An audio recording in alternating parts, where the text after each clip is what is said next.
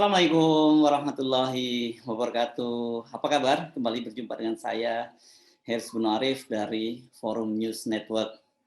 Ketua Umum Partai Gerindra yang saat ini menjadi Menteri Pertahanan Prabowo Subianto tampaknya menjadi politisi yang paling sibuk pada Hari Raya Idul Fitri 1443 Hijriah ini. Setelah melaksanakan sholat id di kediamannya di Padepokan Garuda Yaksa Bukit Hambalang Bogor, Prabowo langsung melakukan silaturahmi dengan para kader Gerindra. Setelah acara internal, Prabowo memulai perjalanan panjang. Dia bersilaturahmi dengan Presiden Jokowi yang tengah berada di Istana Kepresidenan Gedung Agung Yogyakarta. Dari Yogyakarta, Prabowo kembali ke Jakarta untuk bersilaturahmi ke kediaman Ketua Umum DPP PDIP Megawati Soekarnoputri di Jalan Teguh Umar, kawasan Menteng, Jakarta. Prabowo didampingi oleh putranya Didit, Sekjen DPP Gerindra Ahmad Muzani, sementara Megawati didampingi putra dan putrinya Prananda dan Puan Maharani, dan tampak juga dalam acara itu Kepala BIN Jenderal Polisi Budi Gunawan ikut hadir mendampingi.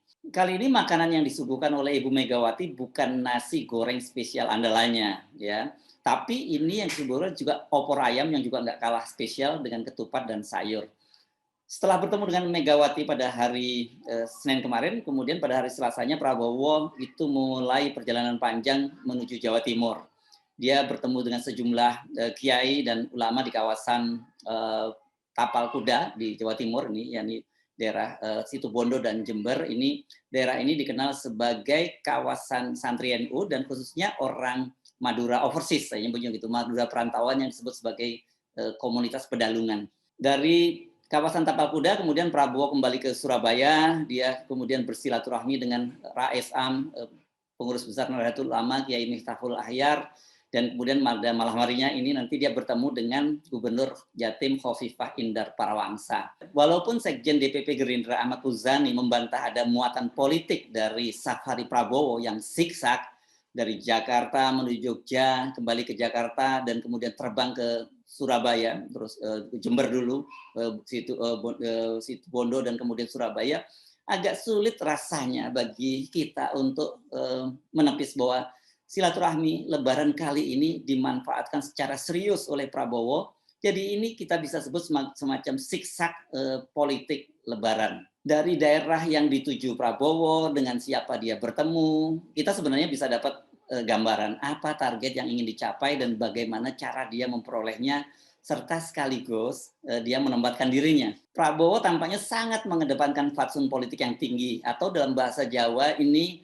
dia ngerti unggah-ungguh tata krama politik Indonesia yang dominan dengan kultur Jawa. Coba perhatikan keputusannya untuk tetap menjadikan kunjungan ke Jokowi sebagai prioritas utama. Walaupun jauh-jauh ke Jogja, itu tetap dia tempatkan di dalam daftar utamanya.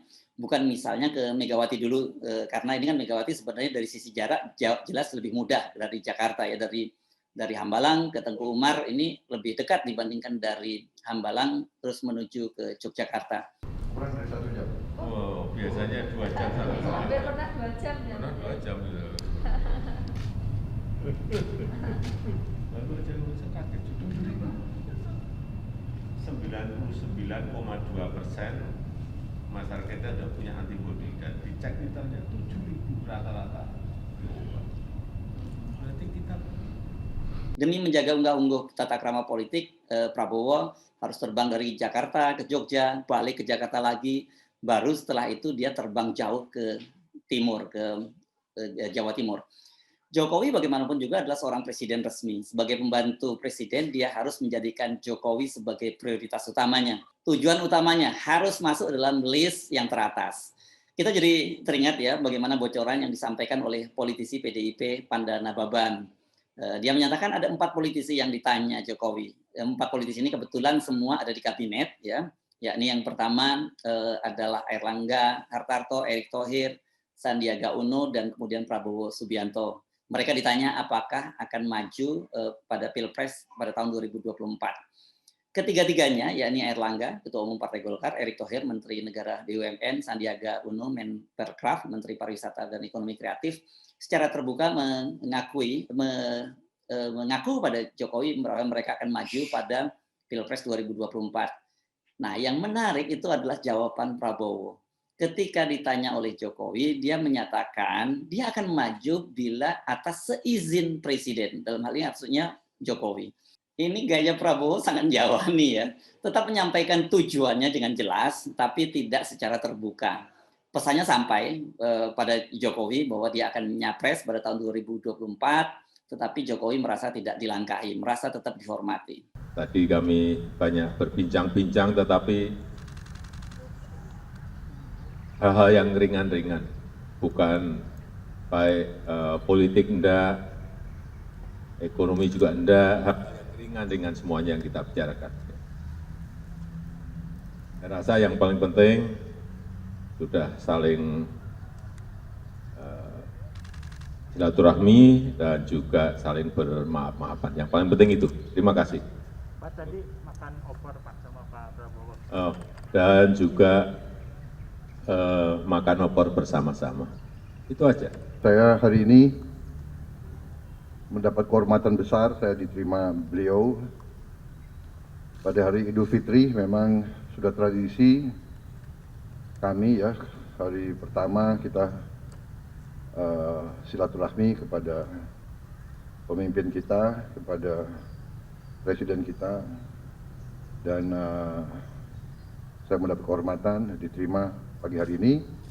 Juga tadi Ibu Riana, kemudian Mas Kaisang menerima kami, dan saya dan Mas Didit. Kemudian kita ya berbincang-bincang secara ringan. Kita sama-sama cocok tinggal di Bogor,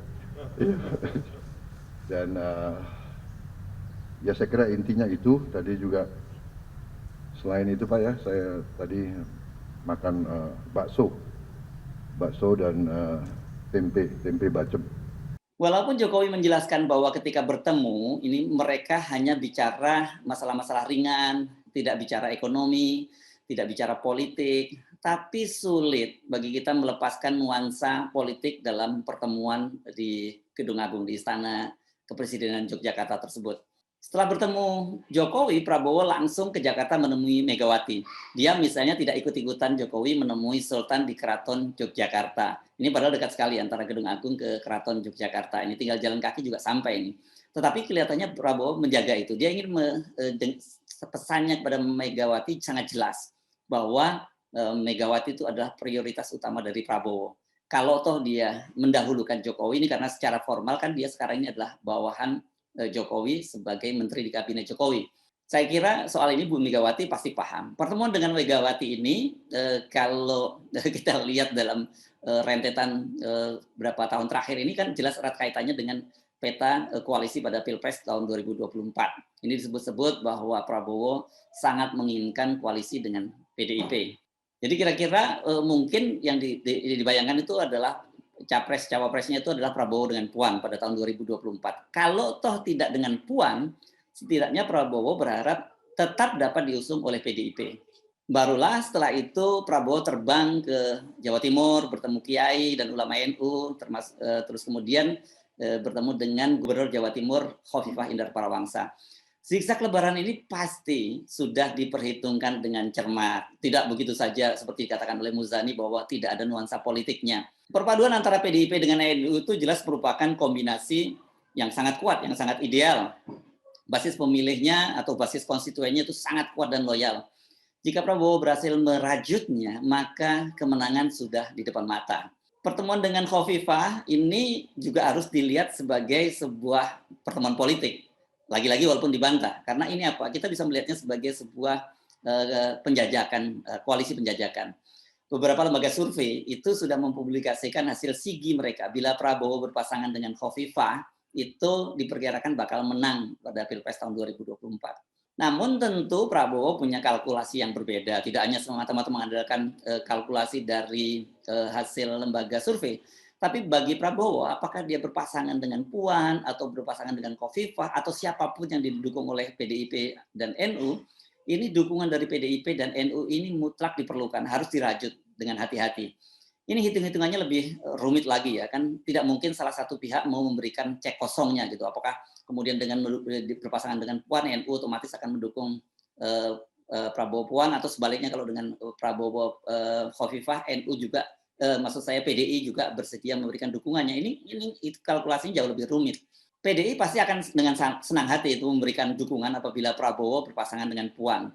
Begitu pula dengan NU. Pada NU ini masih kita harus berhitung pula faktor Ketua Umum PKB Muhaimin Iskandar yang secara formal masih memegang mesin politik warga Nahdliyin. Dan dalam berbagai kesempatan kan Muhaimin ini secara terbuka dia menyodorkan diri menjadi calon wakil presiden dengan siapapun gitu ya. Jadi artinya kalau nanti PKB diminta untuk mendukung Prabowo apakah berpasangan dengan Puan atau dengan Khofifah, pasti Muhaimin juga berharap dong. Atau kalau setidaknya kalau toh tidak jadi calon wakil presiden, ya tetap berada dalam kabinet. Bagaimana kalkulasinya dan nanti bagaimana hasilnya, yang jelas Prabowo sudah memulai langkah dengan cerdik dan dijalankan secara hati-hati. Pilpres 2024 ini kan akan menjadi menjadi pertaruhan besar bagi Prabowo, akan jadi catatan sejarah penting dalam hidupnya. Apakah Prabowo bisa mengakhiri kutukan spesialis kandidat capres setelah 2 kali berturut-turut dikalahkan Jokowi pada Pilpres tahun 2014 dan 2019, atau dia bisa mengakhirinya pada tahun 2024 dengan membuktikan siapapun lawannya dia akan menang dan terpilih menjadi Presiden RI berikutnya.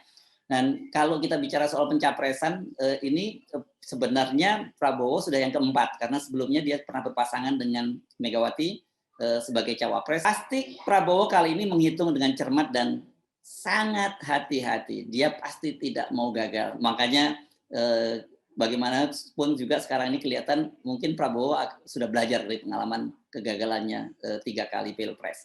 Saya Hersbun Arif dari Forum News Network. Sampai jumpa lagi. Wassalamualaikum warahmatullahi wabarakatuh.